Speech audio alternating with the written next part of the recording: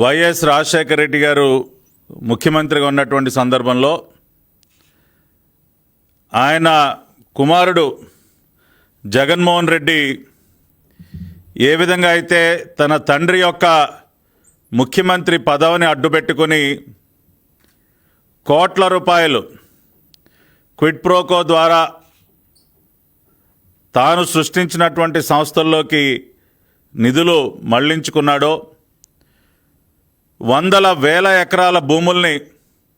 పరిశ్రమల స్థాపన పేరుతో తనకి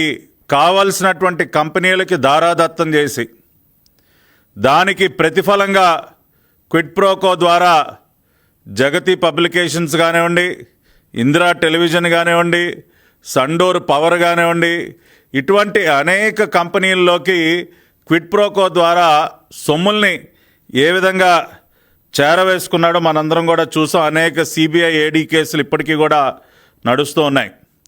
దానికి సంబంధించినటువంటి ఒక ఉదాహరణే బ్రహ్మణి స్టీల్స్. మరి కడప జిల్లాలో తానేదో కొన్ని వేల మందికి ఉద్యోగాలు కల్పించడం కోసం, ఉపాధి కల్పించడం కోసం పెద్ద పరిశ్రమని తీసుకువస్తున్నానన్న ఒక భ్రమని సృష్టించి ఆ రోజున దాదాపుగా 14,000 ఎకరాల భూముల్ని ఆ రోజున బ్రహ్మణి స్టీల్స్కి కట్టబెట్టినటువంటి వైనం.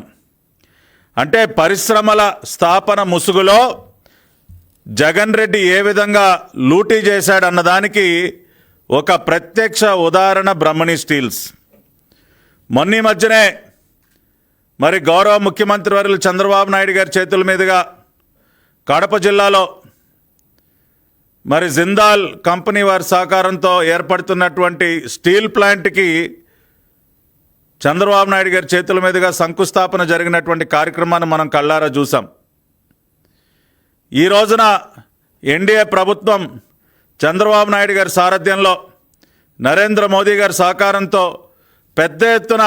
పరిశ్రమలు తీసుకొచ్చి ఉపాధి కల్పిస్తూ సంపద సృష్టిస్తూ ఒక ఉపాధి విప్లవానికి నాంది పలికితే నారా లోకేష్ గారు చేస్తున్నటువంటి అవిశ్రాంతమైనటువంటి కృషి వల్ల ఈ రోజున పెద్ద ఎత్తున పెట్టుబడులు వచ్చే ఒక ఉపాధి విప్లవం ఈ రోజున మన కళ్ళెదురుగుండా కనపడుతూ ఉంటే, గతంలో రాజశేఖర్ రెడ్డి ముఖ్యమంత్రిగా ఉన్న సమయంలో కానీ, జగన్మోహన్ రెడ్డి ముఖ్యమంత్రి అయిన తర్వాత కానీ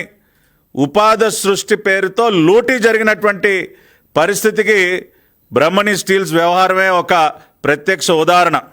ఒక్కసారి మనం దీని పూర్వాపరాల్లోకి వెళ్ళినట్లయితే మరి కడప జిల్లాలో స్టీల్ ప్లాంట్ ఏర్పాటు పేరుతో 14,000 ఎకరాల భూమిని, జమ్మల మడుగు దగ్గర 14,000 ఎకరాల భూమిని ఆ రోజున వైఎస్ రాజశేఖర రెడ్డి ప్రభుత్వం జీవో నంబర్ 785 డేటెడ్ 8/6/2007 ద్వారా ఆ రోజున బ్రహ్మణి స్టీల్స్కి కేటాయించడం జరిగింది. ఎవరిది ఈ బ్రహ్మణి స్టీల్స్ అని ఒక్కసారి మనం కనుక ఈ బ్రహ్మణి ఇండస్ట్రీస్ అన్నది ఒక్కసారి కనుక మనం పరిశీలించినట్లయితే మరి ఓబులాపురం మైనింగ్ కంపెనీ, గాలి జనార్దన్ రెడ్డి, మరి ఇతర ప్రముఖులు ఎవరైతే ఉన్నారో ఓబులాపురం మైనింగ్ కంపెనీ వెనుక మరి అదే వ్యక్తులు ఆ రోజున బ్రహ్మణి ఇండస్ట్రీస్ పేరుతో ఒక స్టీల్ ప్లాంట్, బ్రహ్మణి స్టీల్ ప్లాంట్ని ఏర్పాటు చేస్తామని చెప్పి ఒక ప్రతిపాదన తీసుకొచ్చి 14,000 ఎకరాలు జీవో నంబర్ 785 ద్వారా అత్యంత కారు చౌకగా ఆ రోజున తీసుకోవటం జరిగింది. ఎకరానికి మనం చూసినట్లయితే కేవలం ఆ రోజున 18,500 రూపాయలండి. ఎకరం 18,500 రూపాయలకి దాదాపుగా మరి 14,000 ఎకరాల భూమి, దానిలో 10,760 ఎకరాలు స్టీల్ ప్లాంట్ ఏర్పాటు పేరుతో, అదేవిధంగా 3,115 ఎకరాల భూమి విమానాశ్రయ నిర్మాణం పేరుతో 14,000 ఎకరాల భూమి కేవలం ఎకరం 18,500 రూపాయలకే కట్టబెడుతూ మరి జీవో నంబర్ 785 ఆ రోజున రాజశేఖర రెడ్డి ముఖ్యమంత్రిగా ఉన్నటువంటి సమయంలో జీవో ఇచ్చినటువంటి పరిస్థితి. అంటే స్టీల్ ప్లాంట్ పేరుతో కేటాయించినటువంటి భూమి ఏదైతే ఉందో 10,760 ఎకరాలు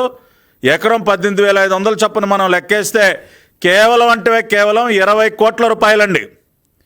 కేవలం 20 కోట్ల రూపాయలకి 10,760 ఎకరాల భూమి స్టీల్ ప్లాంట్ పేరుతో కట్టబెడితే ఈ రోజుకి కూడా ఒక్క ఇటుకరాయి కూడా దానిలో పెట్టని పరిస్థితిలో ఈ రోజున ఎన్డీఏ ప్రభుత్వం, చంద్రబాబు నాయుడు గారి ప్రభుత్వం ఆ భూమిని తిరిగి మళ్ళీ వెనక్కి తీసుకోవటం జరిగింది. ప్రజల సొత్తు ఏదైతే ఉందో, రాష్ట్ర ప్రభుత్వ ఆస్తి ఏదైతే ఉందో, మరి జగన్మోహన్ రెడ్డి యొక్క